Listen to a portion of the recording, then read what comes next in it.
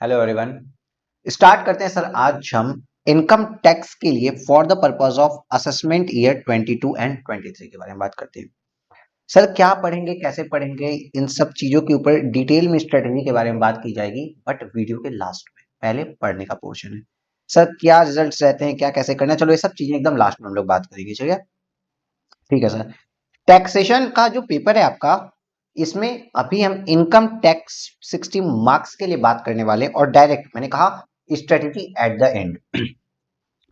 Case study booklet आपकी आ गई है May 22 अटेम्प्ट के लिए, और सच बताएं बहुत अच्छी बुकलेट है, प्रिपरेशन कराने के लिए बहुत अच्छी बुकलेट है। और इसमें 30 केस सिनेरियोज हैं। केस सिनेरियोज जो आपके हैं वो 30 केस सिनेरियोज हैं, and I am going to record single case study for a single day. मतलब एक दिन के लिए हम एक केस सिनेरियो रिकॉर्ड करेंगे और आपको देंगे, जो लगभग 70 to 20 मिनट्स का एक वीडियो जाएगा, जिसको आप डेली बेसिस पे अगर करते रहो ना, तो इस चैप्टर के, इस सब्जेक्ट के साथ आपका लिंकेज बना रहेगा। आपको ये ऐसा नहीं लगेगा टैक्सेशन पढ़े हुए बहुत दिन हो गया। आपका लिंक बना रहेगा। सिर्फ और सिर्फ वो 17 या 20-25 मिनट की जो एक वीडियो आएगी, उसको सेम डे देख के हटा देना है, डाउनलोड करके रखे रहना है, ऑल दैट ये सब काम मत करना है। आप मुझे कमेंट करके बता देना ये आपको लाइव चाहिए या रिकॉर्डेड मोड में ही चलेगा, वैसा कर देंगे। बट बाद में हम इसको हटा भी देंगे यूट्यूब से, परमानेंट नहीं रहेगा।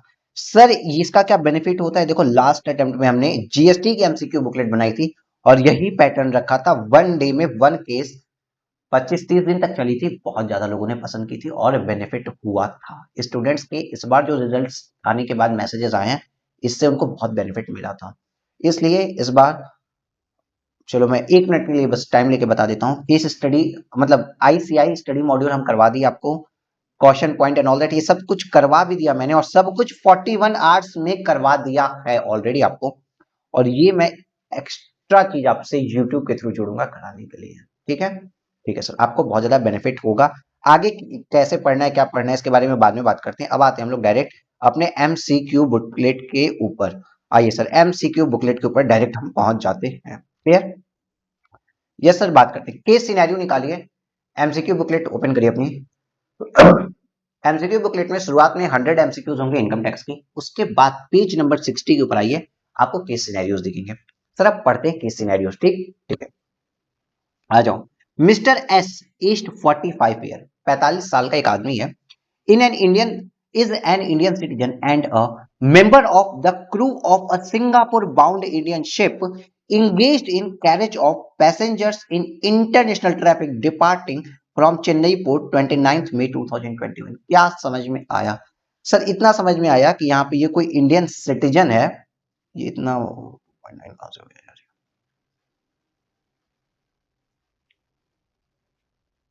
1 सेकंड 1 सेकंड, बस मैं इसको सही कर ले रहा हूँ, बहुत ज्यादा मोटी इंक हो गई है। हम्म। तो सर ये इंडियन सिटीजन है, सर इंडियन सिटीजन है और member of the crew of Singapore bound Indian ship में है, जो कि इंगेज है करेगा सर। मतलब इंडियन सिटीजन एक फॉरेन गोइंग वेसल का क्रू मेंबर है। याद करो, पूरी की पूरी आईसीआई मॉड्यूल सॉल्व कर लिया, और इस टाइप का क्वेश्चन आता था तो ऑलवेज पूछता था रेसिडेंशियल स्टेटस के बारे में। याद आ रहा है, चैप्टर नंबर 2 पहला पढ़ाया था, रेसिडेंशियल स्टेटस के बारे में पूछता था, जहां पे पूरा मैंने एक डायग्राम बनाया था, और signing date of signing off और entering into the continuous discharge certificate वगैरह मैंने पूरी एक स्टोरी बताई थी। तो पक्का इस क्वेश्चन में ना रेसिडेंशियल स्टेटस जरूर पूछा होगा। देखिए, what is mister S residential status for the previous year 21-22। पक्का ऐसे क्वेश्चन के अंदर रेसिडेंशियल स्टेटस जरूर पूछता है। आईसीएआई मॉड्यूल पूरा पढ़ने के बाद ये एक बहुत बड़ा बेनिफिट मिलता है कि क्वेश्चन पढ़ते ही समझ में आता है कि पूछेगा क्या। Date entered into the continuous discharge certificate in respect of joining the ship. Continuous discharge certificate क्या होता है ये हम आपको बता चुके हैं। ज्वाइनिंग द शिप की डेट दी है 19 मई, और date entered into the continuous discharge certificate in respect of signing of the ship by mister S. इसकी कॉन्टिन्यूअस साइनिंग ऑफ की डेट दी हुई है सर आपकी 29 ऑफ दिसंबर। साइनिंग ऑफ की डेट दी हुई है सर 29 ऑफ दिसंबर। ठीक है, ठीक है सर। अब सर यहाँ पे एक बात समझिएगा सर, आपको मैं एक बार ना फिर से अपने उस वाले चार्ट पे, अपने उस इमेज पे लेके चलते हैं आपको, जहाँ पे मैंने आपको चीजें समझाई थी। ये देखिए, ये वो इमेज है। याद करिए थोड़ी सी बातें, आप प्लीज आप लोग भी थोड़ा बहुत याद रखो। यहाँ पे हमने बताया था कि जब ये पर्सन, ये आदमी जब फॉरेन में जा रहा है ना, इंडियन सिटीजन है, क्रू मेंबर बन के शिप पे जाता है, तो भाई साहब शिप में ना एक साइन कर रहा होगा एग्रीमेंट, हाँ ये साइन करते हैं कि हम इस डेट से इस शिप पे जा रहे हैं, फॉरेन गोइंग वेसल में हम इस डेट से बैठ, ठीक, और इस डेट तक सर्विस दे रहे हैं, तो वो होता है कॉन्टिन्यूअस डिस्चार्ज सर्टिफिकेट।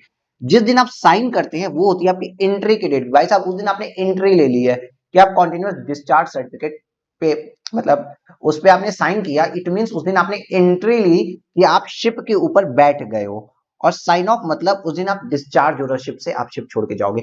ये दोनों डेज, मतलब डेट ऑफ साइन करना जिस दिन आप शिप में बैठे और जिस दिन डेट ऑफ डिस्चार्ज है, वो दोनों डेज आउटसाइड इंडिया माना जाता है। माना जाता है कि उन दोनों दिनों में आप इंडिया में नहीं रहे थे। यहाँ पे याद करो हमने एक एग्जांपल के थ्रू बताया था कि कोई मान लीजिए सर, कोई फॉरेन गोइंग वेसल है, वो यहाँ पे भारत से 12 नॉटिकल माइल तक टेरिटोरियल वाटर ऑफ इंडिया होता है, जिसको इंडिया कहते हैं। अब छोटी सी बात समझो, कोई व्हीकल है जो, कोई मतलब शिप है जो, हाँ मुंबई से चेन्नई तक जा रहा है, उसके बाद चेन्नई से सर जाएगा कहाँ पे, यूनाइटेड किंगडम, ठीक, यूके जा रहा है। तो सर मान लीजिए सर चेन्नई, मुंबई से चेन्नई तक ही इंडिया में ही ये 2 महीने तक रह गया, लेकिन फिर भी वो क्रू मेंबर माना जाएगा कि वो इंडिया के बाहर रह रहा है, क्योंकि वो फॉरेन गोइंग वेसल पे है और उसने ये साइन कर दिया है डिस्चार्ज सर्टिफिकेट के ऊपर, मतलब उस सर्टिफिकेट के ऊपर, ठीक है, और ये दोनों डेट आउटसाइड इंडिया मानी जाती है। इतना आपको याद आ रहा होगा, बहुत डिटेल में बात वहां पे मैंने की थी।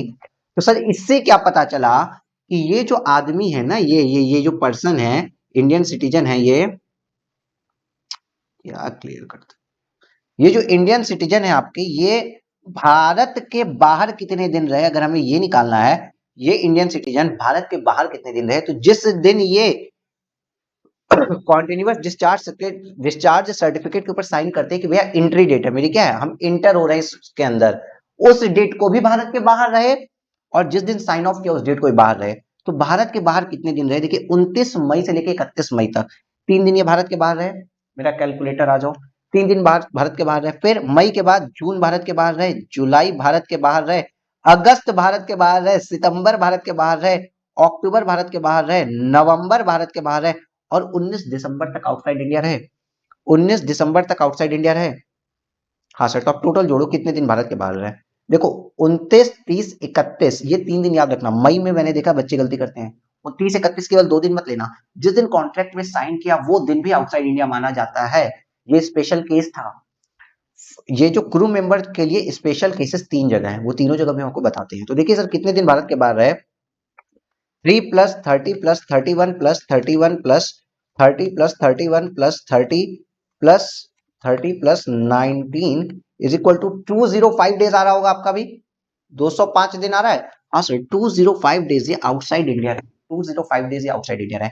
अब सर रेसिडेंशियल स्टेटस के लिए हम लोग कुछ मजाक करते हैं। सर मजाक में कुछ बातें हमने रेसिडेंशियल स्टेटस के लिए पढ़ी हुई है, क्या पढ़ी है सर, कोई भी इंसान भारत का रेसिडेंट कब कहलाता है, अगर वो 182 डेज और मोर भारत में रहा हो, या तो फिर वो करंट ईयर में 60 डेज रहा हो और लास्ट के 4 इयर्स के अंदर 365 डेज रहा हो। समझ में आ रहा है, हाँ सर ये बात तो समझ में आ रही है। लेकिन मैंने इसका एक एक्सेप्शन बताया था आपको कि वो पर्सन ऑफ इंडियन ओरिजिन वाली बात 15 लाख से, या तो फिर वो इंडियन क्रू मेंबर हो, तो हम क्रू मेंबर को पकड़ते हैं। सर अगर वो इंडियन क्रू मेंबर है तो ये सेकंड वाली कंडीशन को नहीं देखते हैं, अगर इंडियन क्रू मेंबर है तो ये सेकंड वाली कंडीशन को नहीं देखते हैं।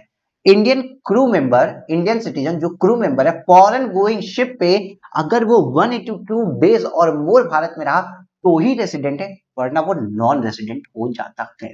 उसके लिए हम ये 60 डेज वाली लिमिट नहीं देखते हैं। ठीक है सर, याद करिए इससे हम निकालते थे रेसिडेंट, उसके बाद हम एडिशनल कंडीशन देखते थे कि 10 साल में वो 2 साल रेसिडेंट रहा हो और 7 सालों में 730 दिन अगर भारत में रहा है तो ऑर्डिनरी रेसिडेंट, वरना नॉट ऑर्डिनरी रेसिडेंट। लेकिन अगर रेसिडेंट की कैलकुलेशन कर रहे हैं तो भाई साहब रेसिडेंट के बाद हम इन दोनों चीजों को देखते हैं।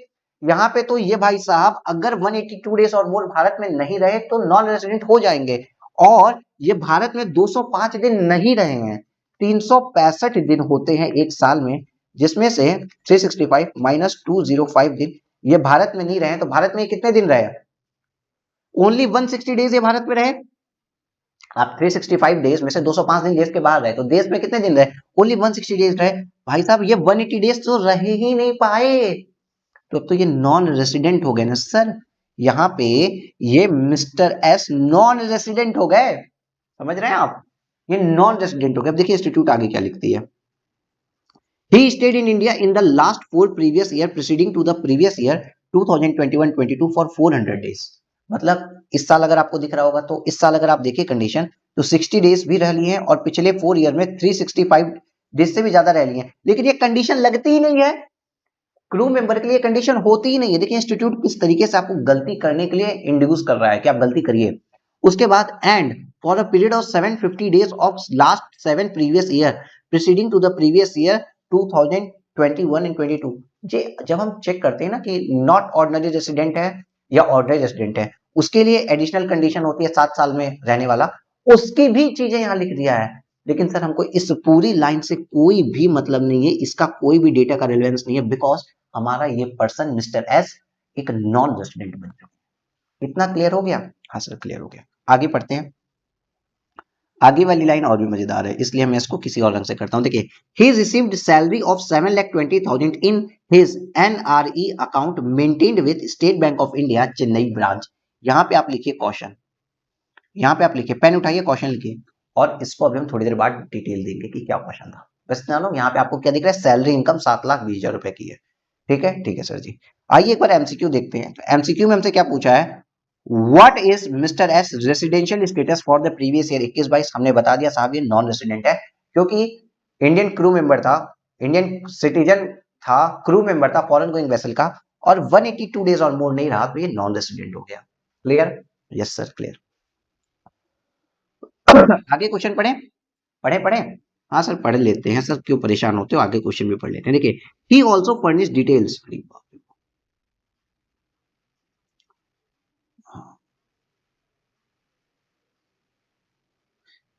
चलिए, he also furnish details of other income earn by him during the previous year 21-22। कुछ और भी पैसे कमाए बमाए हैं इसने।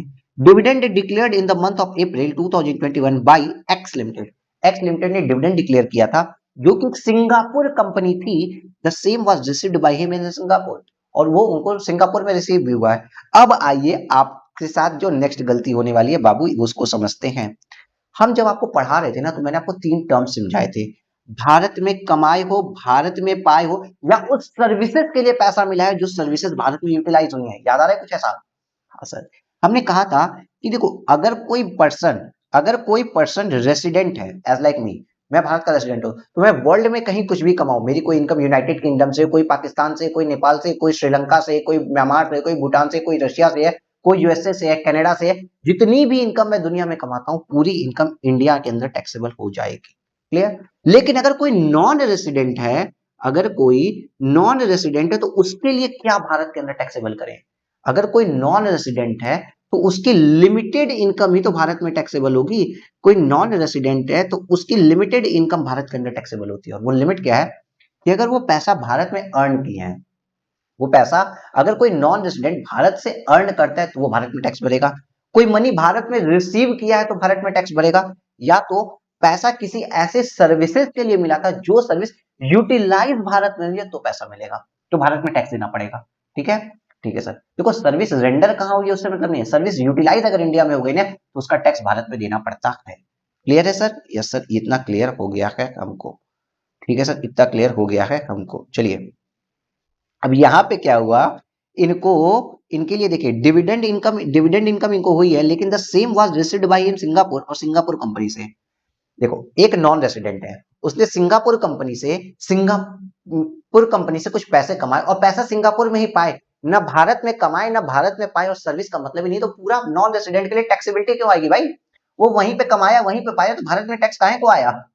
इसका मतलब ये इनकम भारत में टैक्सेबल तो नहीं होगी, ये वाली इनकम भारत में टैक्सेबल तो नहीं होगी। Is it clear? Yes sir. दूसरी बात पढ़े तो agriculture income from land in Pakistan received in India, और अगेन लिखिए क्वेश्चन पॉइंट, अगेन क्वेश्चन। क्यों सर एग्रीकल्चर इनकम है एग्जेम्प्ट? बिल्कुल भी नहीं, बिल्कुल भी नहीं। Agriculture income from Indian agriculture income पहली बात तो एग्जेम्प्ट होती है। अगर एग्रीकल्चर इनकम आपको भारत में होती है तो एग्जेम्प्ट होती है। पाकिस्तान में खेती कर रहे हो यार, पैसा बस ना भारत में मिला है तो एग्जेम्पशन नहीं मिलेगी, ये आईएफओएस के अंदर टैक्सेबल हो जाएगा, क्योंकि एग्रीकल्चर इनकम लैंड कहां पे थी? पाकिस्तान में थी। अगर लैंड इंडिया में होती तो वो इनकम एग्जेम्प्ट होती है 10(1) के अंदर, वरना एग्जेम्प्ट नहीं होती है। आईएफओएस के अंदर क्या हो जाएगा? टैक्सेबल हो जाएगा। और तीसरी चीज देखिए, rent received from house property in Chennai. Chennai के अंदर इन भाई साहब के पास कोई घर था जिसका इनको रेंट मिला है, चेन्नई के अंदर इन भाई साहब के पास कोई घर था जिसका इनको रेंट मिला है, तो वो क्या टैक्सेबल होगा? बिल्कुल भी होगा। क्यों? क्योंकि चेन्नई के अंदर घर था तो उसकी अर्निंग, सोर्स ऑफ अर्निंग कहाँ है? इंडिया। इंडिया से पैसा कमाया तो भारत के अंदर टैक्स देना पड़ेगा। एक नॉन रेसिडेंट को जो इंडिया में पैसा कमाया भारत के अंदर टैक्स देना पड़ेगा। और इसमें हाउस प्रॉपर्टी की इनकम आएगी।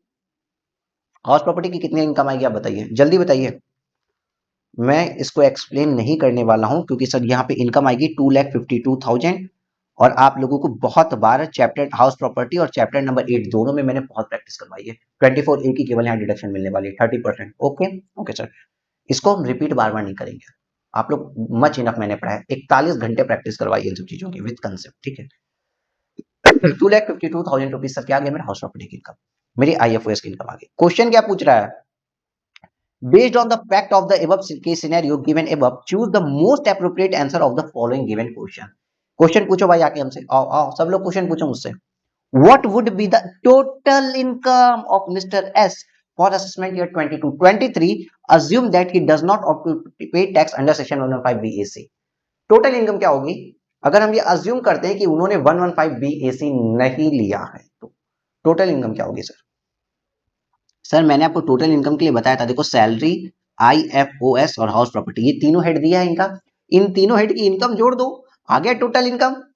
इन तीनों हेड की इनकम जोड़ दो, आ गया टोटल इनकम और लिख दो। लेकिन इंस्टीट्यूट ने एक्सेप्शन के ऊपर क्वेश्चन बनाया है दोस्त। इंस्टीट्यूट ने एक्सेप्शन के ऊपर क्वेश्चंस बनाए हैं। क्या क्वेश्चन बनाया है ये देखिए। ऑल वेल ओके, रिकॉर्डिंग सही चल रही है। इंस्टीट्यूट ने एक्सेप्शन के ऊपर क्वेश्चन बनाया है। देखिए मैंने जहां पे आपको सब कुछ पढ़ाया था वहां पे एक एक्सेप्शन छोटा सा पढ़ाया था, अगर नहीं याद आ रहा है तो यहाँ पे हम लिखवाएंगे भी। देखो अगर कोई नॉन रेसिडेंट है और उसको सर सैलरी की इनकम हो रही है और सैलरी की इनकम वो अपने एनआरई अकाउंट में लेता है, जो एनआरई अकाउंट उसने मेंटेन किया है विद इंडिया, तो उस सैलरी इनकम को टोटल इनकम में नहीं लेते। क्या सर? देखो आप लोग भी मेरे साथ लिख लो, देखो यहाँ पे लिखिए स्पेशल प्रोविजन है सर, ये लिखिए लिखिए लिखिए लिखिए लिखिए लिखिए लिखिए लिखिए स्पेशल प्रोविजन है क्या? इनकम फ्रॉम, लिख लो भाई, इनकम फ्रॉम या income by way of, income by way of salary. अगर किसको होती है?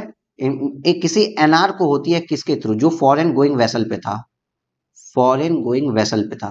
ठीक, फॉरेन गोइंग शिप पे था, समझ लीजिए ये वेसल या शिप पे था। ठीक है, किसी इंडियन को हो रही है, मतलब crew member, as a crew member अगर वो था, अगर वो क्रू मेंबर था फॉरेन गोइंग शिप पे, वो एनआर हो गया है और उसको सैलरी की इनकम हो रही है, एंड वो सैलरी इनकम वो non resident external NRE account maintain with India में, एनआरई अकाउंट में अगर वो लेता है, NRE account maintain with Indian bank, अगर वो लेता है तो, इंडियन बैंक अगर वो लेता है तो क्या होगा बताइए? Then such salary income, such income not included, such income not included in total income, not included in total income. मतलब क्या है सर? यहाँ पे अब आइए, इसको जिसको मैंने स्पेशल पर्पल कलर से नहीं, ये ब्लू कलर से किया था, ही रिसीव्ड सैलरी ऑफ 7,20,000। यहाँ पे क्या लिखा है? 7,20,000 रुपए की सर इन्होंने सैलरी पाई थी। कौन है? नॉन रेसिडेंट है, फॉरेन गोइंग वेसल पे थे, क्रू मेंबर बने और 7,20,000 रुपए की salary pi. NRE account maintain with state bank of India, maintain किससे किससे किया? जो बैंक इंडिया का है। तो सर ये जो सैलरी इनकम है ना सर, वो क्या हो जाएगी? Such salary income not included in total income. Sir वो टोटल इनकम का पार्ट नहीं बनेगी। ये स्पेशल प्रोविजन है, मतलब सैलरी इनकम तो टोटल इनकम का पार्ट नहीं बनेगी, लेकिन जो आईएफओएस और हाउस प्रॉपर्टी की इनकम है वो इनकी टोटल इनकम का पार्ट बन जाएगी। यहां तक समझ में आ रहा है? बहुत मजेदार क्वेश्चन है। तो सर ये 2,52,000 रुपीज और ये 2,50,000 रुपीज, ये आपके टोटल इनकम का पार्ट बनेंगे। 2,52,000 rupees plus 2,00,000 rupees, that is 4,52,000 rupees आपकी टोटल इनकम का पार्ट बनेंगे। 4,52,000 रुपीज आपकी टोटल इनकम का पार्ट बनेंगे। क्लियर हो रहा है कि नहीं क्लियर हो रहा है सर? यहां तक की बात तो सर हमें बहुत अच्छे से क्लियर है। 4,52,000 रुपीज आपकी टोटल इनकम का पार्ट बनेंगे। एक सेकेंड, गलत गलत गलत गलत, 4,00,000 नहीं, 2,50,000, 2,50,000 प्लस 2,52,000, 5,02,000 रुपीज आपके सर टोटल इनकम का पार्ट बनेंगे। 4,00,000 नहीं, यहाँ पे 5,00,000, ये मैंने 2,52,000 प्लस 2 लाख कर दिया था गलती से। 5,00,000 ₹2,000 आपकी टोटल इनकम का पार्ट बन जाएंगे। तो सर 5,02,000 आपकी टोटल इनकम होगी और यहाँ पे आप IMP लिख लीजिए, क्वेश्चन पॉइंट लिख लीजिए, सैलरी वाला पॉइंट भूलना नहीं आप। ओके, नहीं भूलोगे ना? नहीं सर, अब तो नहीं भूलेंगे। आगे बढ़ते हैं sir. Assume the purpose of answering assume for the purpose of answering the question that Mr. S has transferred his house property in Chennai to his minor married daughter on 1st April 2021 and his wife is a housewife and does not have any income. Sir chapter number 5 clubbing बहुत detail photo बना बना के पढ़ाया है आपको उसी 41 घंटे के अंदर। सर इसमें क्या था, मैंने आपको क्लबिंग का प्रोविजन बताया था ना कि अगर माइनर चाइल्ड को कोई इनकम हम शिफ्ट करते हैं तो या फिर वो जनरेट भी करता है तो उसकी इनकम उस पेरेंट के हाथ में क्लब होगी जो ज्यादा कमाता हो, जिसकी gross total income before including such minor child income ज्यादा होती है। तो सर यहाँ पे तो पता चलता है उनकी स्पाउस कुछ कमाई नहीं रही है, मतलब माइनर डॉटर को जो इनकम इन्होंने शिफ्ट की वो इनकम इनके खुद के हाथ में टैक्सेबल होगी, क्लब होगी। हाँ सर, लेकिन एक बहुत बड़ा पॉइंट याद रखना, माइनर बच्चे को 1500 रुपीज का एक स्पेशल एग्जामेशन मिलता है। माइनर चाइल्ड की इनकम पे 1500 रुपीज का स्पेशल एग्जामेशन मिलता है। क्लियर है? हम एज पर ICAI सॉल्यूशन आपको बता रहे हैं। तो सर यहाँ पे क्या होगा, देखिए the minor married daughter receive the rent from house property in such case is total income. तो सर टोटल इनकम देखिए 5 लाख, ये 2,50,000 रुपए की ग्रॉस टोटल इनकम आएगी, ये वाली 2,50,000 रुपीज की, ये एग्रीकल्चर इनकम प्लस जो हाउस प्रॉपर्टी बच्चे को ट्रांसफर कर दी उसकी इनकम आ रही थी 2,52,000 रुपए। कैसे? 3,60,000 माइनस 30% जो 24A वाला स्टैंडर्ड डिडक्शन मिला है, तो सर वो आ गया 2,52,000। 2,52,000 में बच्ची को मैंने इनकम शिफ्ट की, उस बच्चे की इनकम मेरे हाथ में क्लब हुई, लेकिन फिर भी 1500 का तो एग्जामेशन हमको मिलेगा ना। तो सर माइनस 1500 प्लस मतलब 2,50,000, 2,50,500 रुपए मेरी हाउस प्रॉपर्टी की इनकम आएगी plus 2,50,000 plus 2,50,000 that is total income मेरी आएगी 5,05,000 रुपीज। 5,05,000 रुपीज सर मेरी टोटल इनकम यहाँ पे आ जाएगी अगर मैंने ऐसा किया। सिंपल समझो सर, अगर मैंने ऐसा किया तो क्या होगा, बच्ची के हाथ में इनकम शिफ्ट कर दी तो क्लबिंग प्रोविजन के तहत वो इनकम घूम के वापस मेरे ही हाथ में आएगी, लेकिन बस 1,500 रुपए का बच्ची के कारण एक्स्ट्रा डिडक्शन मिल जाएगा। तो सर इस वाली 5,02,000 में से 1,500 माइनस कर दो, ये इनकम आएगी। इन डिटेल बात हो चुकी है अपनी इसके ऊपर भी। 5,02,000 रुपए ये वाली इनकम आपकी आएगी और 5,05,000 रुपए आपकी ये वाला आंसर आएगा। अब क्वेश्चन नंबर 4 पढ़ते हैं। Mr. S would like to minimize his tax liability and consult you to compute the amount of same for the previous year 2021 and 22. Accordingly, his tax liability rounded off would be. Tax liability वगैरह क्या होगी? देखो 22 minute हो गया, थोड़ा सा और time हम आपका लेंगे, ज्यादा नहीं लेंगे। अब देखो क्या हो गया कि सर जब भी आपसे पूछ रहा है ना मिनिमाइज टैक्स लाइबिलिटी करने के लिए, तो ऑलवेज याद रखिएगा आपको 115 BAC के अकॉर्डिंग भी टैक्स निकालना होगा और नॉर्मल प्रोविजन के अकॉर्डिंग भी टैक्स निकालना होगा, दोनों के अकॉर्डिंग निकालना होगा। और जिसमें टैक्स कम आएगा वो बता देंगे।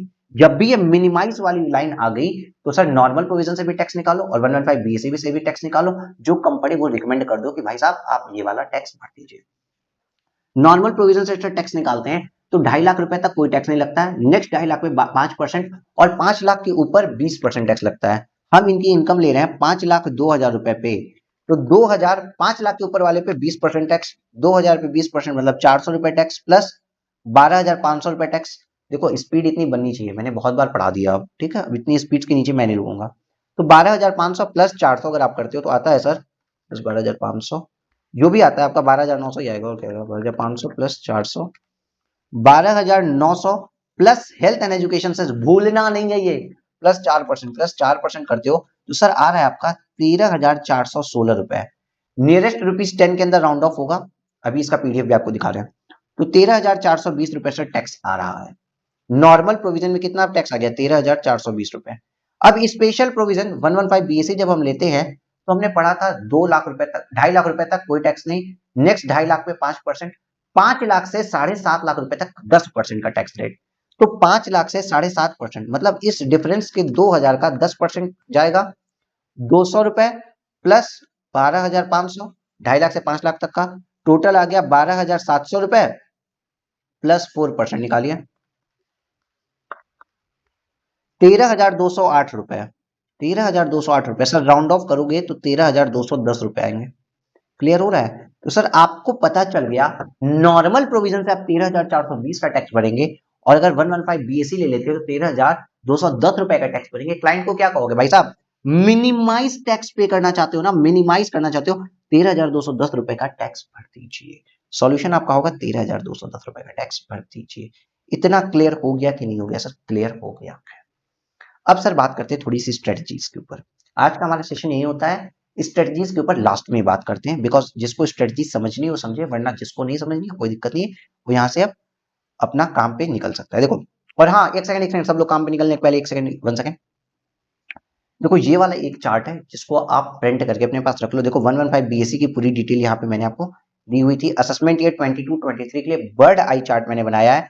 सरचार्ज वगैरह इंपॉर्टेंट पॉइंट सब कुछ मिल जाएंगे कि मैक्सिमम सरचार्ज क्या रहता है। और यहाँ पे देखिए इतना मैंने इसको मगअप किया है कि राउंडेड ऑफ रुपीज नियरेस्ट 10, यहाँ पे यहीं से वो यहीं की वो लाइन है जहाँ पे मैं बार बार 208 को 210 कर दिए थे वहां पे, और वहां पे 314 या 316 आया था तो मैंने 320 वगैरह किया था, 420 वगैरह कर दिया। ठीक है, ठीक है सर। तो इस एक पीडीएफ को कहीं से भी उठा लो, व्हाट्सएप कर दो ना हमें, मेरा व्हाट्सएप नंबर दिया होगा, हाँ ये रहा मेरा व्हाट्सएप नंबर दिया दोस्त, इस पे व्हाट्सएप कर दो, अपना नाम डाल देना, हाय सर मैं ये हूँ, इस शहर से हूँ, मुझे अपना चार्ट भेज दो, ये income tax bird eye view chart भेज दीजिए, मैं भेज दूंगा।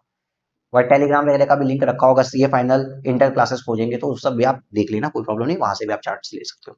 सर स्ट्रेटजी क्या बोल रहे थे, देखिए इनकम टैक्स के 60 मार्क्स के लिए जो कितना पढ़ना है, देखो पेपर आने के बाद ना बहुत से स्टूडेंट्स के साथ इशू रहा है केवल और केवल इनकम टैक्स के पेपर।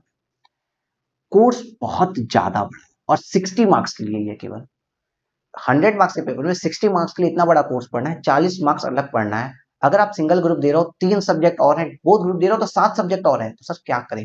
देखिए मैंने एक स्ट्रेटजी के तहत केवल 41 आवर्स का कोर्स जो प्रीवियस ईयर में बनाया था वही इस बार भी लॉन्च कर रहे हैं फ्रेश।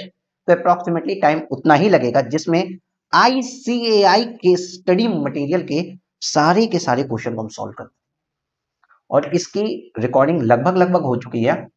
2 चैप्टर्स बचे हैं, सैलरी और टीडीएस, बाकी सब रिकॉर्ड हो चुका है। इसमें हम 100 से भी ज्यादा क्वेश्चन पॉइंट्स बताते हैं। सर क्वेश्चन पॉइंट क्या? आपके टेस्ट पेपर चेक करने के बाद मुझे जहां जहां पता चली ना आपकी गलतियां हो सकती हैं वो सब बताते हैं, क्वेश्चन पॉइंट बताते हैं, कुछ ट्रिक्स वगैरह बता देते हैं। एज लाइक अगर मैन्युफैक्चरिंग कंसर्न है तो एडिशनल डेप्रिसिएशन याद रखना, या आईसीआई के ट्रेंड के बेसिस पे अप्रोक्सीमेटली 7 to 8 क्वेश्चन है जहां पे आईसीआई बोलता है कि 115 बीएसी फॉलो नहीं हो रहा है, लेकिन फिर भी हाउस प्रॉपर्टी में जो 24 बी का डिडक्शन मिलता था इंटरेस्ट वाला वो मिलेगा ही मिलेगा, 115 बीएसी फॉलो हो या ना फॉलो हो। तो इस टाइप के जो ट्रेंड्स हमें दिखते गए आईसीआई के स्टडी मटेरियल में, वो उसको हम इन डिटेल दिखाते हैं। सर ये स्टडी मटेरियल आपका May 22 का लेटेस्ट स्टडी मटेरियल होगा। ये सारी क्लास जो आपको रिकॉर्डेड मिलेगी सब कुछ लेटेस्ट मिलेगी, बिकॉज सर जनवरी से रिकॉर्डिंग स्टार्ट की थी हमने।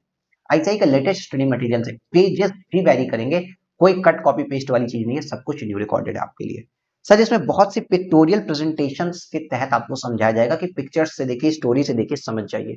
जो आज आपने एक क्वेश्चन किया स्टडी मॉड्यूल का, मतलब केस स्टडी का, वो भी मैंने एज अ स्टोरी अपने फोटो में देखा, पहले समझाया हुआ है।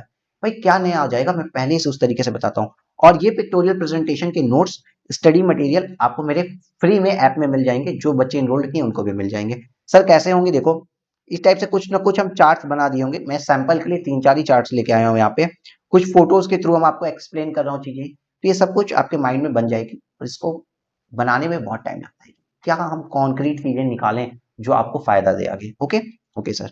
सर इसमें हम लेटेस्ट आरटीपी एमटीपी वगैरह कर लेंगे, और चूंकि मैंने कह दिया ना कि डेली मैं केस स्टडी बुकलेट से एक स्टडी उठा के भी आपके पास डालूंगा, बट प्लीज मुझे कमेंट कर दीजिए कि लाइव लेना चाहते हैं या रिकॉर्डेड लेना चाहते हैं, उस अकॉर्डिंग हम ज्वाइन करेंगे। तो बॉस एक बात बताइए, आप एक बार अपने मन में सोचिए 60 मार्क्स के पेपर के लिए आप कितना पढ़ोगे? पूरा पूरा आईसीआई मॉड्यूल आपने सॉल्व किया, और ये सारे लेक्चर्स अमेंडेड है, सब कुछ अमेंडेड है, बिकॉज लेटेस्ट बुक से बना हुआ है, अमेंडेड बुक से बना हुआ है, लेक्चर सब अमेंडेड है। पूरी आईसीआई मॉड्यूल सॉल्व किया आपने, करंट ईयर की आरटीपी लगा ली, करंट ईयर की दोनों एमटीपी लगा ली, एमसीक्यू बुकलेट में आपको दिख ही रहा हूँ, इससे ज्यादा 60 मार्क्स के लिए क्या रेलेवेंस रह जाएगा? बस ये मोर देन इनफ है 60 मार्क्स के लिए, एग्जाम ओरिएंटेड है, और आपसे टाइम भी सिर्फ और सिर्फ मैं 41 आवर्स ही ले रहा हूँ। इसकी करंट प्राइस बहुत कम है, ओनली ओनली 1000 रुपीज, तो आप जिसको भी सब्सक्राइब करना हो अभी कर लीजिए। साथ ही जीएसटी के लिए प्रीवियस ईयर की बुकलेट को आप रेफर कर लीजिएगा, जो प्रीवियस अटेम्प्ट की बुकलेट है प्लेलिस्ट में देखिएगा, बहुत थोड़े बहुत अमेंडमेंट्स हैं, अमेंडमेंट खुद करके हुए आप उसको रेफर कर सकते हैं। सर स्कोर्स भी बच्चों के बहुत अच्छे आ रहे हैं, जैसे ईआईएस में भी देखिए हमारे पास ना ईआईएस और इनकम टैक्स ये 2 क्लासेस हम प्रोवाइड करते हैं। ईआईएस करंट ईयर में अवेलेबल नहीं है, इनकम टैक्स May 22 के लिए केवल इनकम टैक्स की ये सीरीज जिसका नाम हम अभ्यास सीरीज रखे हैं, सर सिर्फ और सिर्फ यही अवेलेबल है। ठीक है, आपको मार्क्स आपको भी अच्छे आ सकते हैं, रिस्पॉन्स हमारा अच्छा जा रहा है, लोगों को पसंद भी आ रहा है और हेल्प हो रही है, कॉन्फिडेंस बूस्टअप हो रहा है। तो आप एक बार कोशिश करो ये सब चार्ट वार्ट के थ्रू पढ़ने की। आपको कोर्स समझ में आता है तो आप सब्सक्राइब करना एंड आज ये जरूर कमेंट कर दीजिएगा लाइव या रिकॉर्डेड मोड में आपको किस तरीके से क्लास देती है, उस हिसाब से मैं अपना टाइम मैनेज कर लूंगा। एंड सेकंड थिंग, यार ये डेली 17-18 मिनट की क्लासेस करते रहोगे ना, आप ही को बेनिफिट है। डेली एक एक केस स्टडी की, तो इस सब्जेक्ट से आप लिंक में परमानेंट बने रहोगे। वरना एक होता है ना कि टैक्सेस छूट गया, भाई डेली 18-19 मिनट 20 मिनट तक के वीडियो आएंगे, उठाया मोबाइल कर लिया छोड़ दिया, टैक्सेस की लिंकेज आपकी बनी रहेगी। एंड ये मत करिएगा कि रिकॉर्ड करके सेव करके रख दिया, यूट्यूब से वीडियोस में बाद में हटा देंगे, बट रिकॉर्ड करके आप कब देखोगे, डेली का जब आ रहा है तब 15-20 मिनट कर लीजिए ना, अपने को बेनिफिट देगा और सब्जेक्ट से आप लगे रहोगे। तो that's enough from my side today. And आप इसका प्रिंट आउट तो जरूर ले लेना, इस ये चार्ट सबको अवेलेबल हो जाएंगे, कोई प्रॉब्लम नहीं, कहीं से भी ले लीजिए, इसका प्रिंट आउट ले लेना एंड अपनी प्रिपरेशन इस पर अच्छे से करिएगा। इनकम टैक्स के लिए मैं और ज्यादा एफर्ट डालने के लिए सीए इंटर लेवल पे तैयार हूँ और आई गेस आपका अच्छा रिस्पॉन्स रहा तो मैं आपके लिए और भी स्टडी मटेरियल्स प्रोवाइड करूँगा। Take care, bye bye, happy reading.